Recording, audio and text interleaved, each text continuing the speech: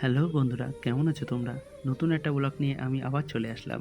আমি সকাল সকাল রেডি হয়ে বললাম, আজকে একটু বেরোচ্ছি। কোথায় জানবে তোমরা? আজকে আমি বেরোচ্ছি আমার 11 বছরের বন্ধু, কলেজের একটা বান্ধবী, শুভ্রা তার নাম।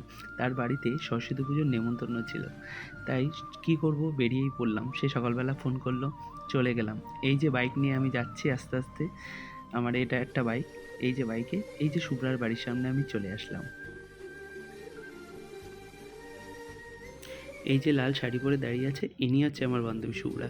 হ্যাঁ, শুভ্রার সাথে বন্ধুত্বের অনেক ইতিহাস আছে। অনেক ঝগড়াও হয়েছিল মাঝখানে, কিন্তু ভালোই বন্ধুত্ব। ওর একটু রাগ বেশি, তবে মনটা অনেক ভালো। ওদের বাড়ির লোকজন এগুলো, ওদের বাড়ির লোকজনও খুব ভালোভাবে কথা বলছিল আমার সাথে। সেগুলো খুব ভালো লাগছিলো। অ্যাকচুয়ালি আমি দিনটা সত্যি উপভোগ করছিলাম।